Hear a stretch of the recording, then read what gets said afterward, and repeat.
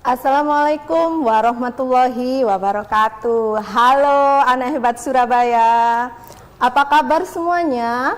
Semoga kalian senantiasa dalam keadaan sehat, kuat, dan tentunya tetap semangat. Untuk menjaga kesehatan kita di tengah pandemi ini, sebaiknya kalian pertama, mengkonsumsi makanan yang bergizi. Kedua, istirahat yang cukup. Ketiga, rajin berolahraga. Dan keempat, tetap patuhi protokol kesehatan dengan mencuci tangan, memakai masker, dan menjaga jarak. Nah, hari ini Bu Tia punya tepuk jaga jarak. Kita bermain tepuk dulu ya. Tepuk jaga jarak. Berdekatan, no, no, no. Bersalaman, namaste. Bergandengan, jangan dulu. Kamu di sana, aku di sini. Semua demi keselamatan asyik. Nah, kita ulangi sekali lagi ya. 3, 2, 1. Tepuk jaga jarak. Berdekatan, no, no, no. Bersalaman, namaste. Bergandengan, jangan dulu. Kamu di sana, aku di sini. Semua demi keselamatan asyik. Baik, sudah siap belajar? Perkenalkan, nama Ibu Sri Setianingsih dari SDN Gubeng 1. Selama 30 menit ke depan, kalian akan bersama Ibu dalam program kesayangan kita semua. Belajar di rumah bersama guruku. Acara ini dipersembahkan oleh Jawa Pos TV, bekerja sama dengan Dinas Pendidikan Kota Surabaya. Nah, anak-anak, sebelum pembelajaran dimulai, apakah alat tulis kalian sudah dipersiapkan? Buku dan bolpennya? Baik. Kalau sudah, marilah kita awali pembelajaran hari ini dengan berdoa terlebih dahulu. Semoga apa yang kita lakukan hari ini bisa bermanfaat bagi kita semua. Berdoa mulai.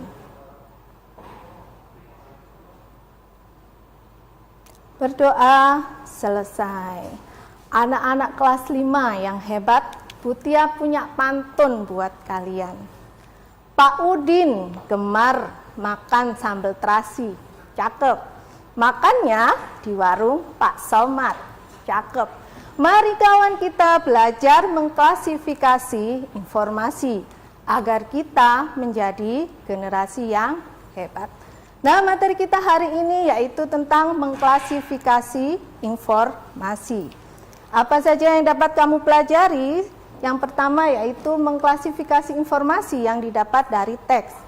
Yang kedua, menggali teks informasi berkaitan dengan pertanyaan apa, siapa, di mana, mengapa, dan bagaimana. Yang ketiga, kalian bisa menyajikan hasil klasifikasi informasi yang didapat dari teks. Nah, untuk materi pertama kita kali ini yaitu mengklasifikasi dari teks. Setiap hari kita memperoleh informasi baik dari media online seperti Facebook, Twitter, Instagram maupun YouTube ataupun dari media offline, contohnya majalah, buku, atau komik. Nah, media yang sering digunakan dalam pembelajaran di sekolah yaitu buku. Di dalam buku terkandung banyak sekali informasi. Secara sederhana, informasi dapat dikatakan sebagai data atau fakta yang diperoleh untuk menghasilkan sesuatu yang bermanfaat. Oke, selanjutnya, bagaimana cara memperoleh informasi dari teks? Nah, ada 3 cara nak ya dalam memperoleh informasi dari teks. Yang pertama, kalian membaca judul teks bacaan. Nah, mengapa kita harus membaca judul bacaan? Menurut tarikan tahun 2008, membaca merupakan serangkaian kegiatan mengumpulkan informasi yang diberikan penulis melalui media kata-kata atau media tulis. Ketika membaca, kalian indera penglihatan akan menganalisis ya bentuk kata ataupun kalimat. Adapun otak kita akan menggabungkan maknanya sehingga akan diperoleh suatu gambaran yang jelas. Dengan membaca judul teks diharapkan kalian mempunyai gambaran umum tentang informasi yang akan kalian peroleh. Selanjutnya langkah yang kedua yaitu menyerap informasi. Dalam menyerap informasi ini terdapat berbagai aktivitas kompleks. Contohnya yaitu membaca, memahami, mengamati, menganalisis, serta menyimpulkan. Yang ketiga, mengklasifikasi informasi berdasarkan aspek pertanyaan. Nah, kalian tentunya sudah paham ya, aspek pertanyaan itu berhubungan dengan kata tanya. Baik, dalam kata tanya, kalian sudah paham apa itu kata tanya apa, siapa, di mana, mengapa, dan bagaimana. Kata tanya merupakan kata yang dipakai untuk menanyakan sesuatu, orang maupun keadaan.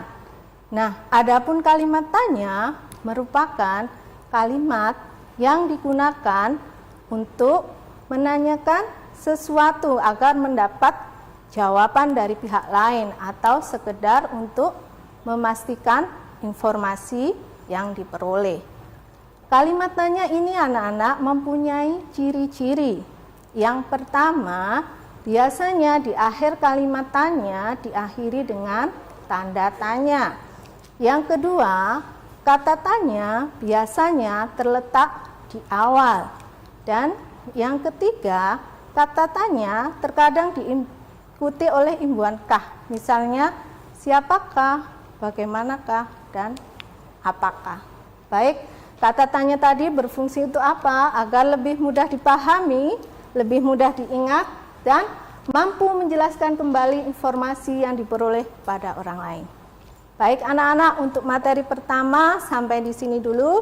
Kita kembali setelah iklan berikut ini dengan program kesayangan kita, Belajar di Rumah Bersama Guruku.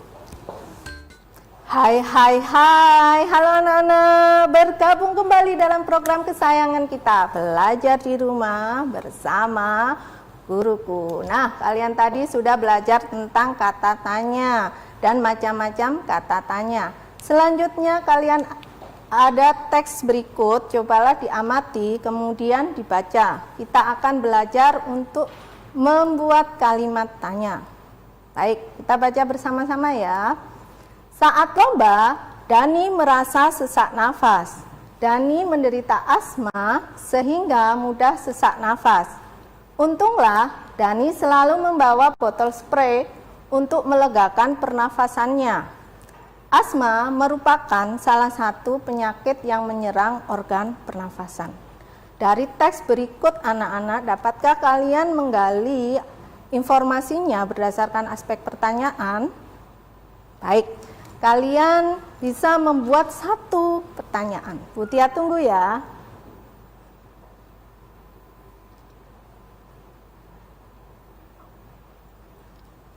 Oke, sudah ada ya? Yang pertama, menggunakan kata tanya siapa. Siapa yang merasa sesak nafas? Ya, bagus. Selanjutnya, seandainya kita menggunakan kata tanya apa? Apa penyebab asma? Good. Yang ketiga, bagaimana? Bagaimana cara mengatasi sesak nafas? Oke, hari ini kalian sudah bisa ya menggali pertanyaan, menggali materi dari teks, kemudian membuat pertanyaan. Selanjutnya, fungsi kata tanya. Nah, kata tanya ini mempunyai beberapa fungsi. Misalnya, kata tanya apa berfungsi untuk menanyakan sesuatu atau benda. Adapun dari jawaban dari kata tanya apa, yaitu penjelasan mengenai suatu hal atau benda. Selanjutnya kata tanya yang kedua, siapa? Kata tanya siapa berfungsi untuk menanyakan orang atau pelaku suatu peristiwa. Jawaban dari kata tanya siapa adalah penyebutan nama orang, jabatan, atau pekerjaan. Kata tanya kita yang ketiga yaitu di mana, digunakan untuk menanyakan tempat atau lokasi yang dituju. Jawaban dari kata tanya di mana adalah penyebutan atau penjelasan tempat. Kata tanya selanjutnya yaitu mengapa. Kata tanya mengapa digunakan untuk menanyakan alasan atau sebab terjadinya suatu peristiwa. Jawaban dari kata tanya mengapa adalah penyebutan alasan atau sebab sebuah peristiwa.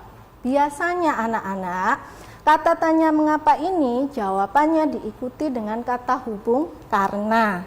Contoh ya, mengapa kamu datang terlambat? Karena sepeda saya bannya bocor, misalnya seperti itu. Baik, lanjutnya kata tanya bagaimana. Kata tanya bagaimana berfungsi untuk menanyakan keterangan cara atau proses. Nah, kata tanya, jawaban dari kata tanya bagaimana ini adalah keterangan atau cara, proses penjelasan ciri-ciri atau penjelasan karakter tokoh. Baik, selanjutnya materi kita yaitu kita mengidentifikasi, menggali teks berdasarkan aspek pertanyaan tadi ya nak. Kamu buka buku tema kalian halaman 80. Nah, di sana ada teks bacaan dengan judul penyakit pada sistem pernafasan.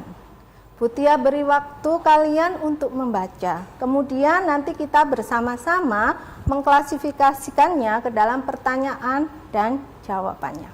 Membaca dipersilahkan.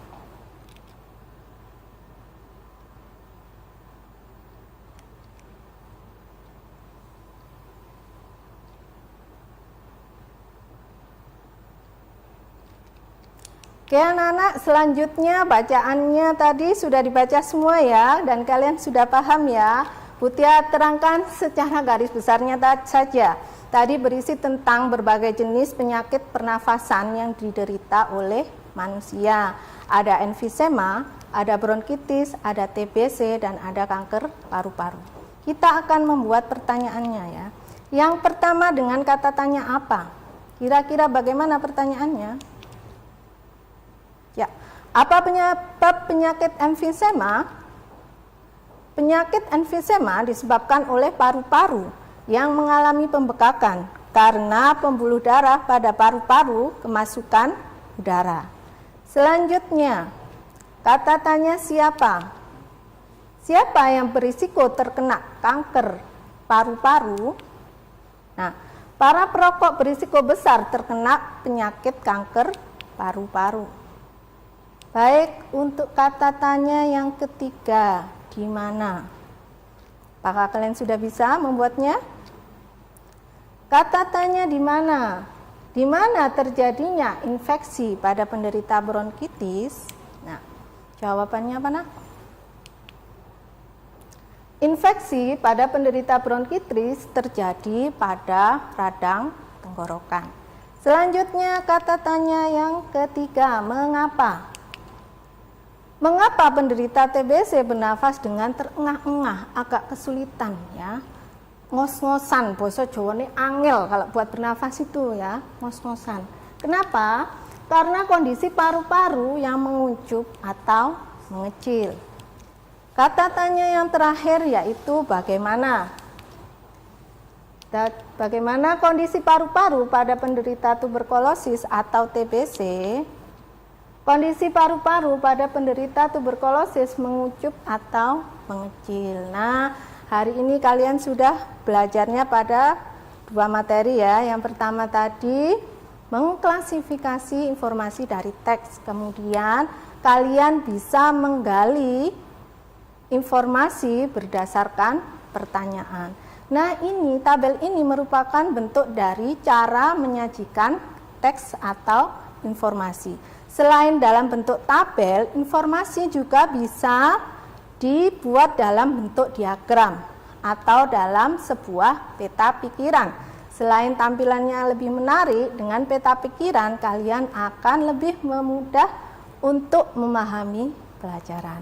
Nah, anak-anak, untuk segmen 2 ini sampai di sini dulu. Kita kembali setelah pesan berikut ini. Jangan lupa belajar di rumah bersama guruku. Halo, berjumpa kembali dalam program kesayangan kita, belajar di rumah bersama guruku. Nah, anak-anak, kalian tadi sudah banyak belajar ya materi tentang mengklasifikasi informasi dan bagaimana cara menyajikannya dalam bentuk tabel.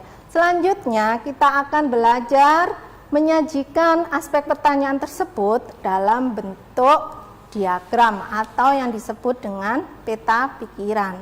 Apa itu peta pikiran? Peta pikiran merupakan diagram yang dipakai untuk menggambarkan sebuah tema, ide, ataupun gagasan utama dalam sebuah materi pembelajaran. Nah, peta pikiran ini sangat penting sekali bagi kita.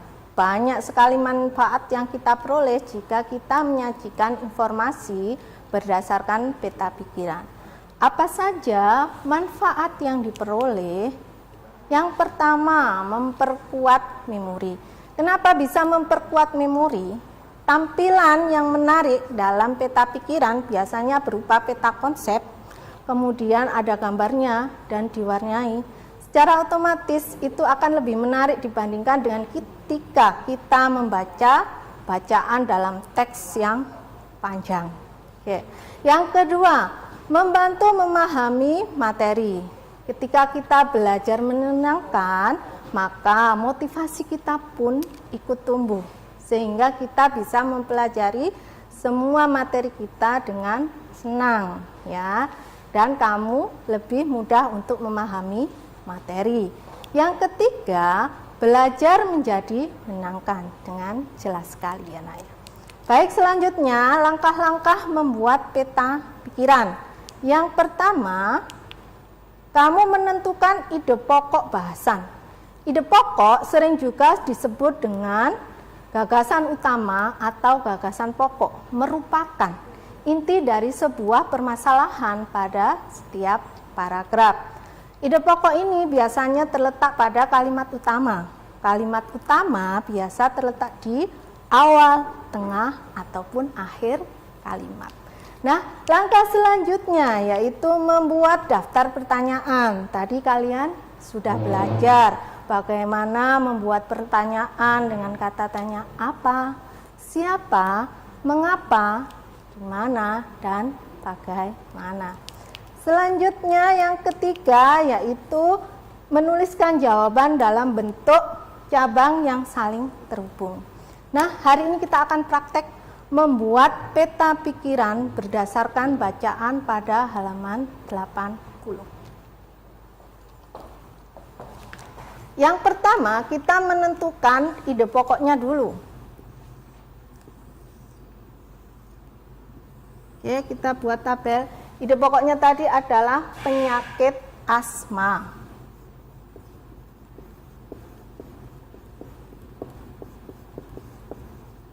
Nah, selanjutnya kita buat cabang-cabang ya.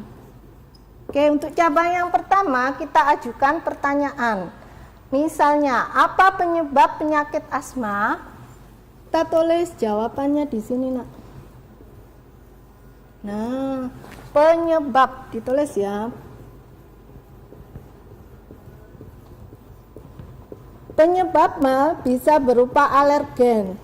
Alergen itu debu, tungau, karena kotoran ya.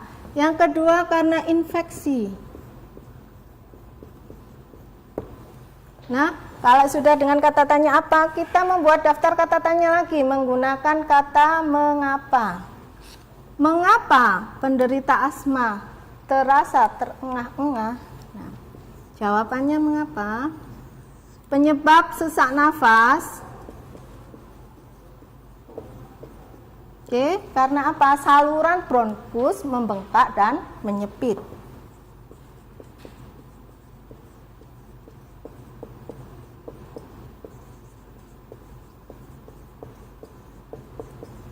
Nah, selanjutnya untuk kata tanya yang ketiga, kita pakai kata tanya siapa. Siapa saja yang berisiko terkena asma? Oke, siapa saja? Jawabannya ditulis di sini. Kita beri judul penderita.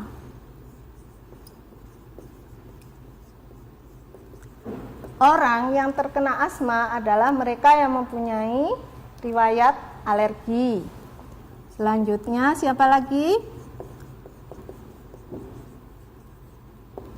Yang kedua karena keturunan. Dan yang ketiga karena terkena infeksi.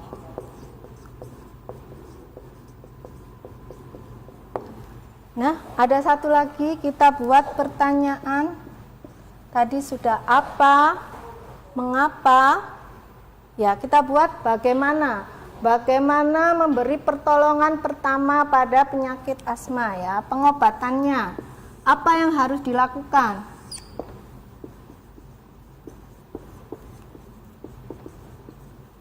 Yang pertama jelas menghindari pemicunya.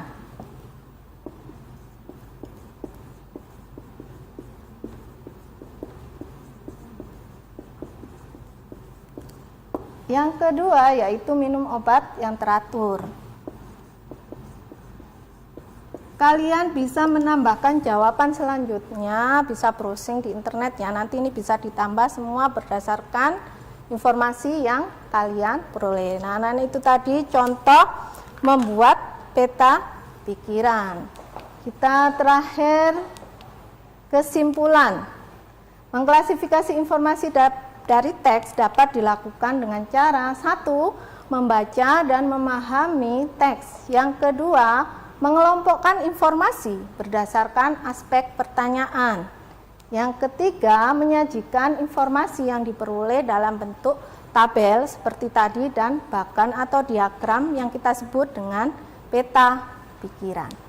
Tugas kalian di rumah adalah buatlah pertanyaan berdasarkan teks pada buku siswa halaman 85 sampai dengan 88 dengan menggunakan kata tanya apa, siapa, di mana, mengapa, dan bagaimana. Masing-masing satu pertanyaan, kemudian berilah jawaban. Nah, sampai di sini dulu perjumpaan sama Bu Tia. Sudah tidak terasa, selama 30 menit ke depan kita telah bersama. Untuk mengakhiri acara kita, marilah kita berdoa terlebih dahulu. Berdoa dipersilahkan. Berdoa selesai. Terima kasih anak-anak telah bergabung dengan program kesayangan kita. Belajar di rumah bersama guruku.